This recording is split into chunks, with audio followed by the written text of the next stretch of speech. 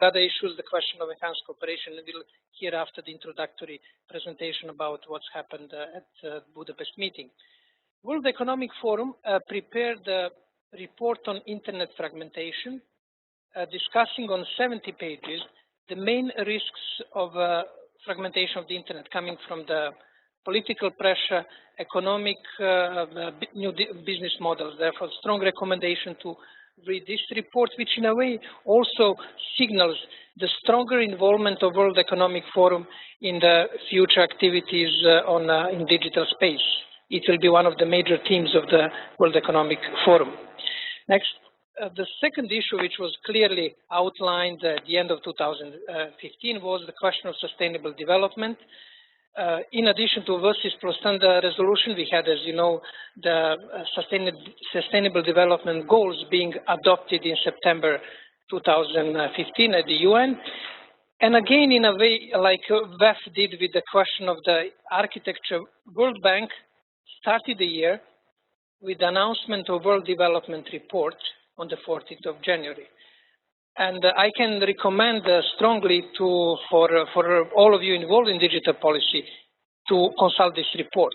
It deals with development issues, but it also addresses some of the core digital policy issues, including how to adjust global governance to emerging business model built around the internet and digital policy. Their main conclusion, if it can be in tweet, is that digital dividends are enormous.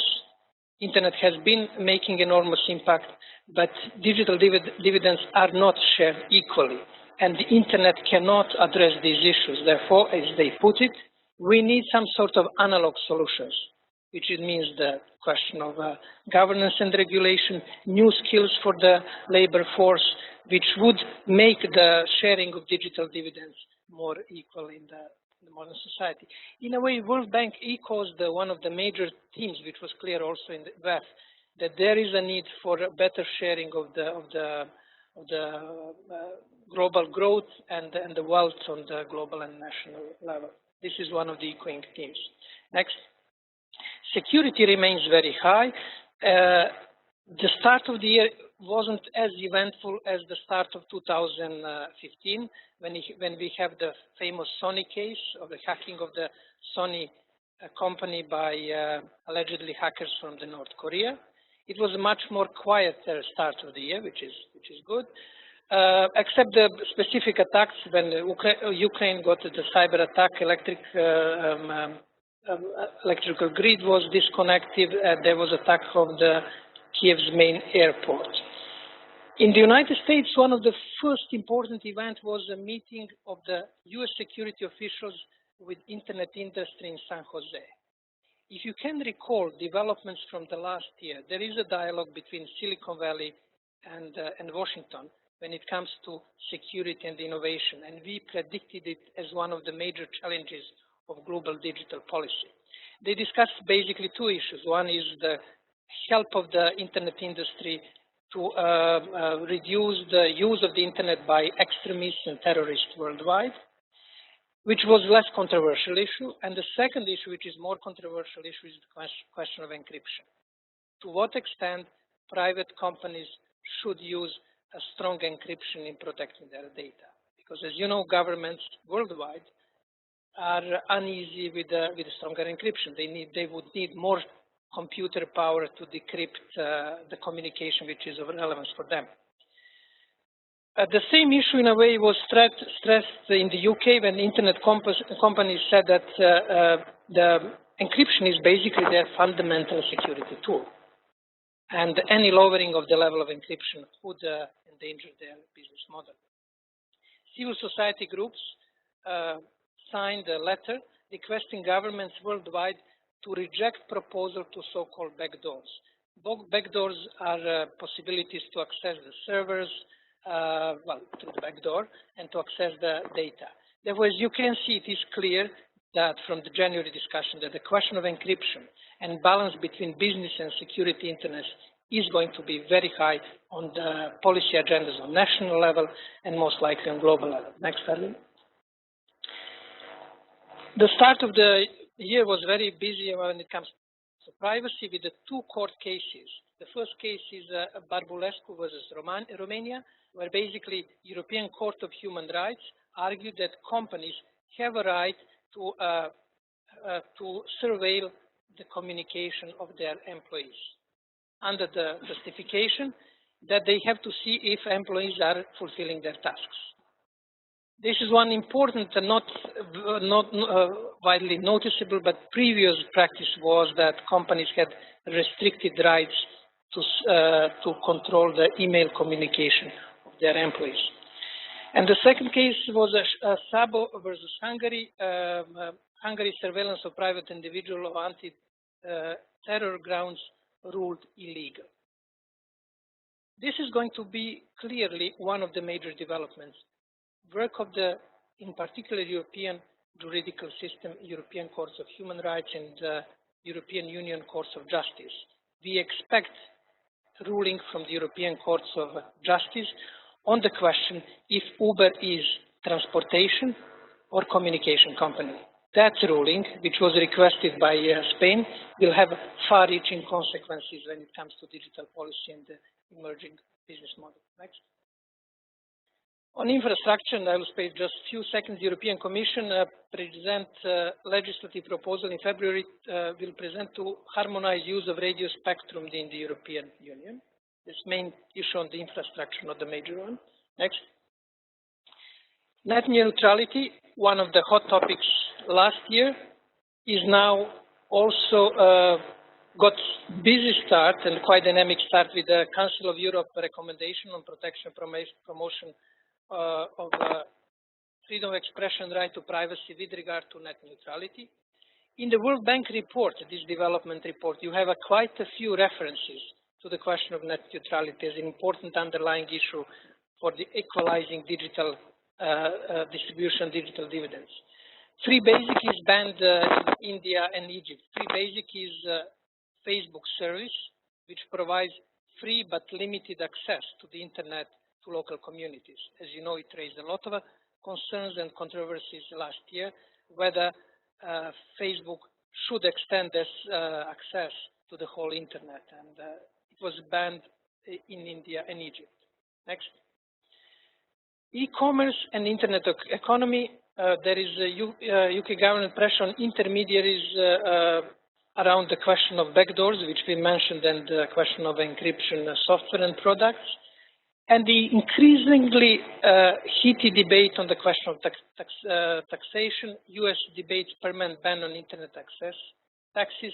Indian intermediary seeks tax exemption for startups. Pakistan urged to remove taxes on broadband and data services.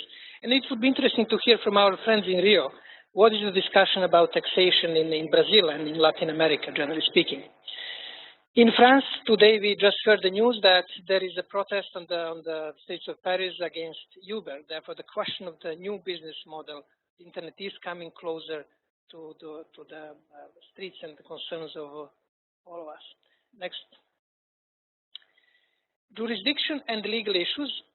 European Union adopted the regulation to put one-stop shop approach in motion, through which companies with operates in more than one EU country will be regulated by National Data Protection Authority in that country where the company has its main establishment. Now it sounds as a bit long and bureaucratic, but ultimately one of the key places where this discussion will be held is about Ireland, which hosts quite a few internet companies with operations in the whole European Union. European Union also introduced new European online dispute resolution platform, which should help access to justice by consumers and traders. LANA Transition, implementation efforts underway as work needs to be completed for transition to occur. On accountability side, the comments were received and there are no major concerns. As we discussed in the planning sort of crystal ball exercise for 2016, we can expect that NTIA will support both proposal for LANA transition and for accountability of the ICANN. But it is much, much less certain what will be the response of the US Congress, because as you know, we are in the election year, and if this issue becomes politicized, it is very, very unclear what will be the outcome of that discussion. What are the main events in February? We'll have on the 9th and 10th Future of Norms to Preserve and Enhance Internet Cybersecurity, hosted by the UNIDIR. It is, in a way, think tank event for discussing how to continue the work on the UN group of government experts, which produced the report last year. How to create the norms which can create responsible behavior of governments in cyberspace. Therefore, event will be hosted across the street here at the UN Palais on the 9th and 10th of February. There will be in Geneva conference on 10th and 12th of February, LIFT conference, traditional conference, discussing new applications. I call it Blue Sky Conference, about innovation, about new possibilities. And we need that because the sky get a bit cloudy with developments in the policy space. Therefore, we need sort of healthy dosage of blue sky perspective, which we can get on the LIFT conference, although for quite a high subscription fee, but this is another issue. Then we'll have on 15th and 19th February ITU Council Working Group meetings, including the working group discussing internet governance, Apricot meeting in Auckland, New Zealand, NDSS Symposium in San Diego, GSMA Mobile World Congress in Barcelona on 22nd, 25th February. Well, we'll have a briefing on internet governance, and there will be versus open consultation final review meeting on 26th of February. You can find all of this information with details and links on Digital Watch website. Back home, what has been happening at the Geneva Internet Platform, we had a session in Jakarta, Indonesia, about digital policy in 2015, view from Indonesia. Very interesting event with quite a few interesting insights about Asian perspectives. We just started just-in-time course on internet governance. On tomorrow and day after tomorrow, I invite you to engage with the Geneva Engage conference when we'll discuss e-participation and the ways how Geneva, what's happening in Geneva, connects to the communities and individuals worldwide.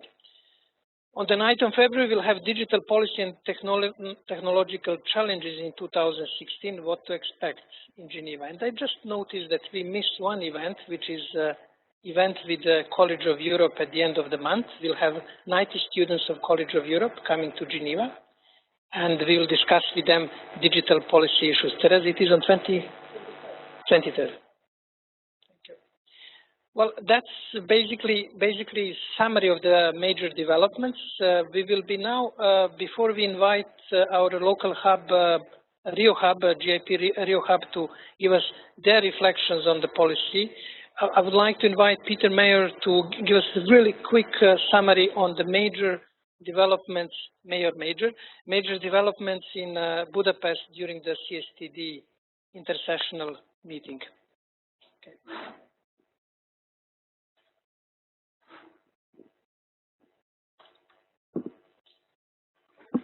Thank you, Jovan. As you mentioned, we had the CSTD intersessional meeting in Budapest, which was preceded by the high-level meeting in New York. And basically what is interest for us here is the outcome document of the visit plus then high-level meeting, which mentioned CSTD quite a couple of times. And in particular, it requested the chair of the CSTD to establish a working group on enhanced cooperation. It also outlined the terms of reference, that is, it should be inclusive, and basically it also mentioned it should be a kind of multi-stakeholder working group. That was my understanding. So the intersessional meeting, among others, focused on smart cities and foresight for digital development, but the excitement was about the establishment of the working group itself, and I outlined the structure, what I proposed, that is to have a multi-stakeholder working group comprising of 20 member states of the CSTD. the CSTD has 5 regional groups. It means that each regional group will have representatives, 4 representatives from its own group. And in addition to that, I propose also to include Switzerland and Tunisia, having been the host countries for the WSIS high-level events, 2003 and 2005. On the other hand, I also propose to include members of other stakeholders, 5 members from each group, that is business, civil society, technical community / academia, and international organizations. So altogether, we are going to have 42 members. I have also asked the Secretariat to send out a note about the composition of this working group to the members of the CSTD, and at the same time to post it on the website of the CSTD. And I want to have quick reflections on this composition by the end of next week. And later on, I would like to launch the nomination process itself. I'm going to name the focal points for the coordination process. And I hope that by the end of March, we are going to have the final list of participants in the group. The reason I want to have that is in the resolution of the UNGA, it has been mentioned that the composition of the group should be through the ECOSOC. It means that it should be also a part of the draft resolution the CSTD is going to deal with in its May session. And I would like to have the list of the members of the working group to be attached to the draft resolution in order that ECOSOC could endorse it. I think that Jovan mentioned the LANA transition. It will have a major impact on the work of the working group itself. I can see 2 options. The community is able to put on the table a viable proposal for the LANA transition. It seems like that will be the case. In that case, we are not going to deal with the core issue, which is enhanced cooperation. Basically, as you may know, enhanced cooperation has been a term which was coined to cover the LANA functions oversight by the United States. So if the transition proposal is successful, then we have to concentrate on issues which Jovan mentioned more or less on the paper. In case the LANA transition is not going to be successful, or it is going to be delayed, probably the working group has to have a different approach. We shall see. So coming back to the modalities of the working group and the methods, I have been instructed that after the composition of the working group, the modalities and methods will be decided by the group itself. So I think we are going to have our first meeting, the earliest, I think it will be after the 30th of September, which strangely coincides with the deadline proposed by NTIA for the LANA transition. And we have been given about 1.5 years to work on recommendations how to implement fully enhanced cooperation, which means that the group has to report in 2018 to the CSTD about its results. So that is in a nutshell. And in case you have questions or comments, I'm ready to answer any of that during this meeting or after the meeting. Thank you. Thank you. Thank you, Peter, for the summary. We are now going directly to Rio.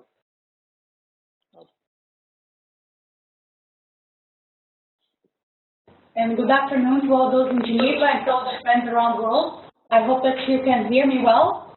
We are the Center for Technology and Society of the Túlio Vargas Foundation. We are a think tank that works on policy, law, and technology located in Rio de Janeiro. And we have facilitated the organization of the Rio de Janeiro Hub. The hub was composed not only by the people that you see sitting around this table, but before connecting with you, we had a meeting, an online meeting, and we had people connecting with us from all over Brazil and also from Argentina. We had a very productive discussion on issues that were important in Brazil in January, trying to connect those issues with the global discussions. And it is a summary of these discussions that we're going to report to you in some brief minutes. One thing that called the attention of the world was the blockage of WhatsApp in Brazil. This happened by the end of December, but the consequences and the discussions took place in January as well. The blocking happened because the company failed to comply with a court order that was requesting information from an individual that used WhatsApp as a tool to talk about crimes committed, and WhatsApp failed to provide this information to the judge and to the Brazilian authorities. So WhatsApp got blocked in Brazil. The order said that WhatsApp should be blocked for 48 hours. This court order was reverted 12 hours after the blockage, but it caused major disruptions in the communications in Brazil. And 90% of Brazilians who are connected to the internet use WhatsApp as a key tool for communication, for everyday communication. And not only that, but also public services use WhatsApp to communicate with Brazilian citizens. So it had major repercussions. But we believe that this is important because it raises a debate that is a debate that we are having globally right now with regards to jurisdiction and the difficulties to use the traditional ways of having information and having a cooperation between authorities of different countries. The treaties of legal cooperation, they are not efficient enough to foster this cooperation, and we need to think about alternatives. What we are concerned is that this difficulty of the authorities to get information may lead to a reassessment of sovereignty online, and that could foster a fragmentation of the internet in the future. And we saw that the blockage of WhatsApp in Brazil, because it was done on the level of the infrastructure, it caused this disruption of WhatsApp in neighboring countries. So there were reports that WhatsApp was not functioning properly in Argentina, even Venezuela, for instance. So it has very important international repercussion as well. So the blocking of WhatsApp was one of the key issues that we were discussing, and how to ensure that measures like this that are disproportionate do not happen in the future, and how can we work with the Brazilian authorities to prevent this kind of measurement. Yes, another point that was discussed and that was actually triggered by this WhatsApp blocking. First of all, sorry, hello to everyone. I'm Luca Belli. I'm the coordinator of the Intergovernance Architecture project here at Geneva. So I was saying that another point that was linked to the WhatsApp blocking was the context of the national consultations that are now taking place in Brazil. So actually the disrespect, let's say, of WhatsApp, of the initial order, provided some substantial arguments for telecom operators to argue for more stringent, more strict regulation on OTP. So there are currently two consultations going on. Let's say one just ended up 10 days ago on the new Brazilian Telecommunications Act, and during this consultation, various telecom operators and telecom operator associations argued for more stringent regulation on OTPs, and argued that these differences in the regulatory obligations between OTP and telecommunication services should be bridged, should be eliminated. On the other hand, OTP argued that that path should not be taken, and on the contrary, a deregulation of telecommunications should take place. And this consultation also was quite interesting to analyze, because besides this clash between regulation of OTTs and telecom operators, there was also the re-proposals of some exceptions to the net neutrality provisions that are in the market civil. So there was a proposal to introduce paid prioritization for telecom operators. So we have noticed that what went out of the door of the market civil could actually come back from the window of the Telecom Act. So another consultation that can provide more food for thought will be the consultation on the regulation of the market civil that will start tomorrow here in Brazil. So tomorrow the Ministry of Justice will present the text of the decree that will specify the market civil provisions, and the second phase of the consultation that will analyze this decree will start tomorrow. So this is obviously not the last time that we will mention this topic here at the Hub, and we will have for sure more interesting and spicy development to discuss in the forthcoming months. Just to come back to your question on taxation, we did discuss this briefly, and this was a topic raised by one of the participants of our hub. Brazil is studying taxation on services such as Netflix, and not only taxation, but also introducing national quotas of national content. So this is something ongoing, and we can report to you as well in the future. And we would just like to thank our participants here in the hub, and probably they are connected with us, and so they can complete anything that we have missed from this brief report in the chat, and you can get in touch with them as well. So thanks. Thank you, Luca, for this. The first event of Rio Hub and your comprehensive survey, which reconfirms that on national level and probably on regional levels, some of the issues that we outline are getting more and more relevance. The question of business model, you mentioned the question of taxation, and also the question of jurisdiction with WhatsApp, which we have been following carefully. And I'm sure, Luca, that Brazil is the right place to be for you, since Luca is one of the leading specialists on net neutrality. Therefore, things are happening there, and even what was considered for some time that the Marco Civil was achieved level, it seems that it is now, as you indicated, questioned through the back door or window, whatever you use as a metaphor. Thank you. We will be now consulting and hearing from our online community questions which Teresa will just summarize. Please, Teresa. Thank you, Jovan. We have over 40 participants joining us online from various places, and there are two questions at this stage from Romina Cabrera. The first question, Jovan, is if you can comment a bit on the Davos summit taking place here in Switzerland some days ago, and what do you think the impact on the digital community will be, if any?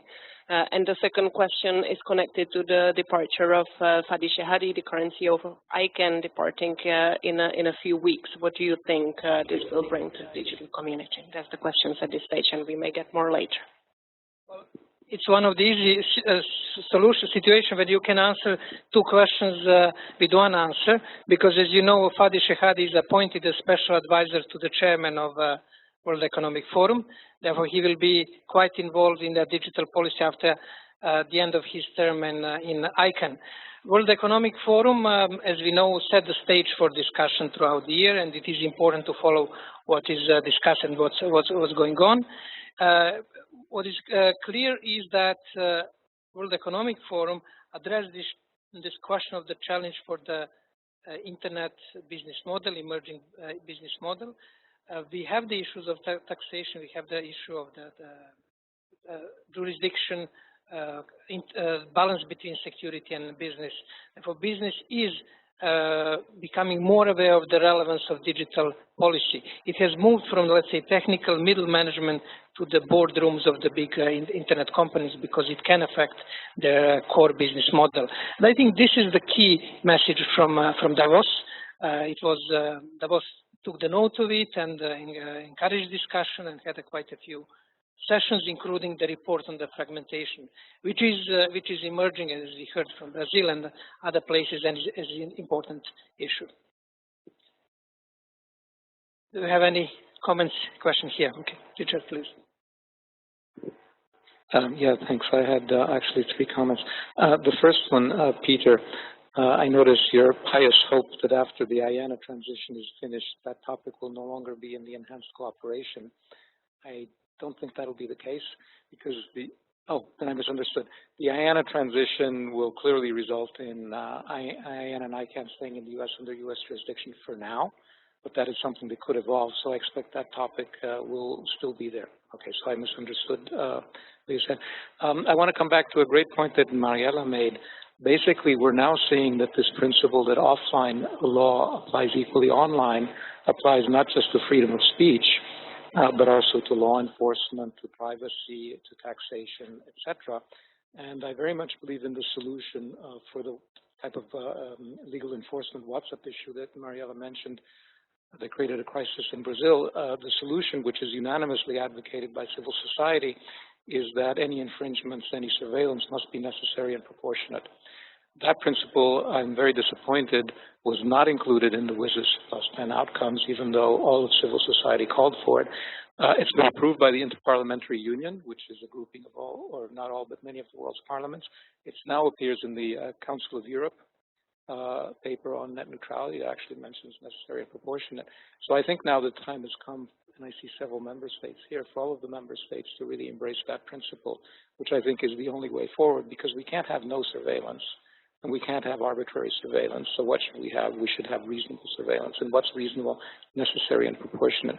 And then, sorry I came late, but a slight criticism, Jovan. WSIS +10 was not rough consensus. It was consensus in the UN sense, meaning no formal opposition. Rough consensus is a term of art in IETF. I see it being more and more misused, and I always object when it's not used in the specific context. So actually, there was consensus in the UN because nobody formally objected.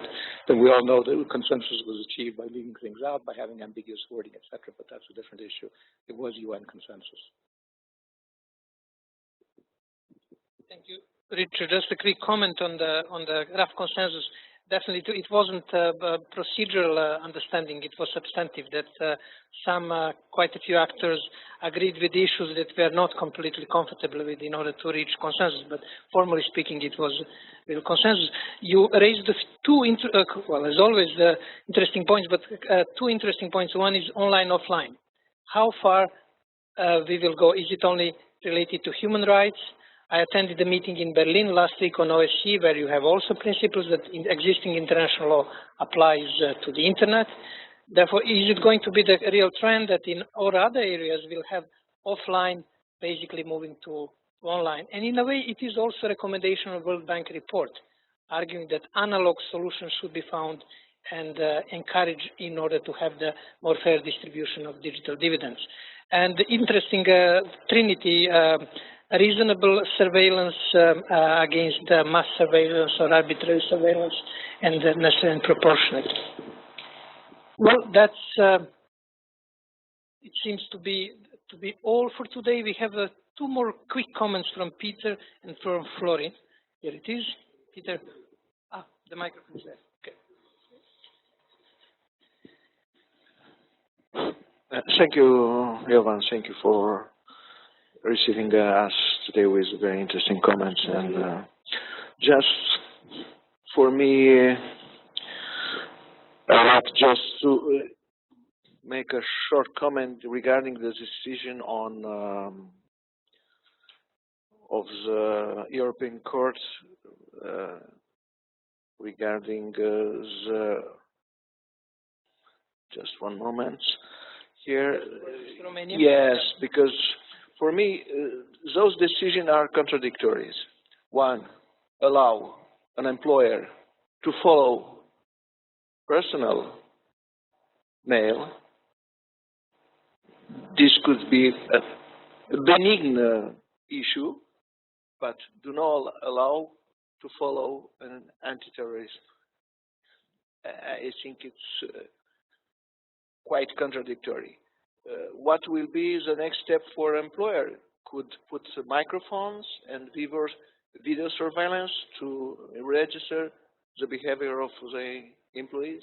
I think it's something that overcome all the intimacy in an enterprise. It's something that it's also connected with human rights, but also labor law. I think it's not a normal. They are contradictory decisions, and I think it's a little. And regard just to Peter to put a question, the components of the working group will be connected with ECOSOC membership, or it's universal participation? Because from my point of view, I think it's connected with ECOSOC membership. Okay, thank you.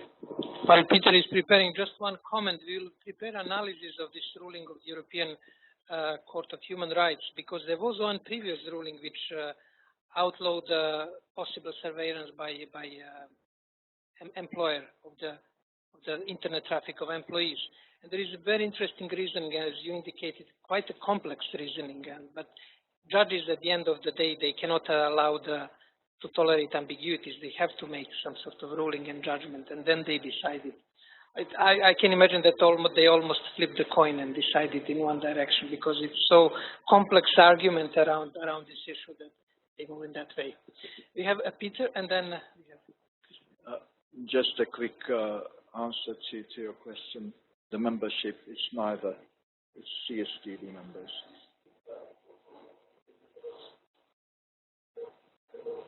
Not necessary. Not necessary. CSTD membership doesn't coincide. There may be some overlaps, but not necessarily the same membership. I want to make it clear. Member states will come from the CSTD members. And in addition to that, we have Tunisia. Switzerland is also a member of CSTD, but it will be also in addition to it. As for the LANA transition, what I said, that in case we have the proposal on the table, probably the stakes will be slightly different. So I don't say it will be off the table, but slightly different, and the focus will be different. Thank you, Jovan. So I'm Christiane Roy with the Canadian Permanent Mission.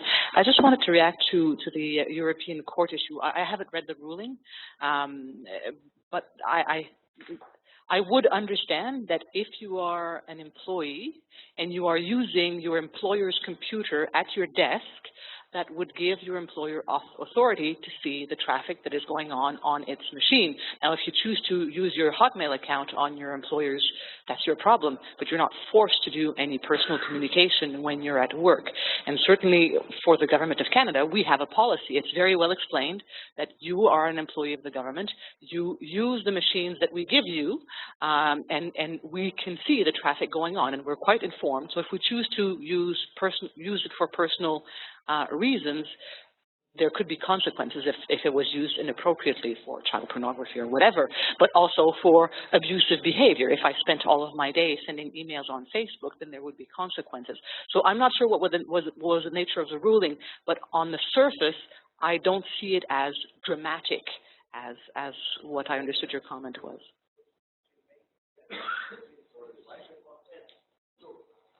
My reference was made in perspective because they could see the content, not the traffic. There are two issues. One, it's the traffic. One, it's the content of communication. This, I think, here we should make separation, because if we make reference to the content of communication, you can act against a person that uses excessive time in front of computer for the personal reason. But you cannot read their personal messages. This is my reference. Sorry. But yes, but for instance, you know, I follow Twitter. I follow you on Twitter. I follow Jip on Twitter. So for my employer to see that the work that I was doing on Twitter using the computer of my employer, they'd have to see what I was looking at and what I was typing. So in that sense, again, I don't think it's that terrible. I know that Richard is involved in quite a few labor cases, therefore he can. Yeah, the answer to every legal question is it depends. In fact, most organizations of any size have a use policy like the one Christian was outlining. They vary widely. Some actually say no private use whatsoever. And that means that they can look because they want to see whether it's private use or not. Most have a reasonable private use. And reasonable private use means you don't do it too much and you don't do anything illegal. So the organizations that I'm familiar with, for example, they ask you to mark some folders as private. Okay? And then they normally won't look at it. But if there's an accusation of wrongdoing, then they can look at it. And in some cases, they can look at it even without telling you. In fact, I am involved in a case where an employee was dismissed for having alleged child abuse material on his hard drive. It was there. The question is whether he put it there or somebody else put it there. But clearly, the employer had every right to go and look in the organization's hard drive and see if there was child abuse material, and then go back and see, hey, how did this get there, and are you responsible or is somebody else responsible? And that's quite different from the state surveillance, because we're all citizens of the state, and we all have a fair use policy, right? And the fair use policy is due process, and I would argue necessary and proportionate. So it's exactly the same thing, but the conditions are different, because if I don't like the employment conditions of my employer, I can leave. Whereas I can leave my state. I have done so, but you know, that's somewhat more complicated. Richard, while you were leading into this argument, I noticed that you basically left one of the citizenship, which is difficult to do it. Teresa, please go ahead. Yeah, just Stephanie Borg-Seiler, our colleague from Diplo, reacting to this discussion, saying that in the EU it is all about policy rules in effect, and the workplace, as long as the policy is clear and employees are informed about it and confirm in writing that they know about it, private communications during working hours can be viewed by employer. Jovan, are you reviewing mine? Well, I got some strange ideas after this briefing, you know. I thought these briefings are useful, you know, but not this useful. Okay. No, but earlier in the online chat there was another rather comment and a question, because it might be difficult for you to answer, Jovan. Coming back to Fadi Shehadi, Dee Williams is actually wondering about the dominant position of Mr. Shehadi in the online world, and actually in a later comment even used the term of an emperor, creation of an emperor. If you would like to react to this. Well, I'm strong supporter of Republican values, and especially on the cyberspace, and that would be my. It remains to be seen how what will be developments of the WEF initiative and future involvement of Fadi Shehadi in this field, which was quite important in this transition phase with the role that he played in overall community consultations and having, in a way, navigated iconship in quite a turbulent time and waters relatively smoothly. That it has to be acknowledged, and his contribution will be important. And the question if it is going to move into from Republican to royal waters is difficult to answer. Oh, thank you. It was rather a comment, and considers this as a good answer. Thank you. That's all from the online participants. Thank you. Well, we have one more question. Well, I think we can have an interesting view from Canada about the Republican versus the Royal. I'm not going to comment on that, sorry. I was curious, actually, to go back to one of the points that you mentioned on the cybersecurity issue. So taking down of the electrical grid of Ukraine. As far as I can tell, I think that this is the first confirmed cyber attack on a civilian good. And I don't count Stuxnet on that, because the Iranian stuff was okay, Estonia was before that. Okay.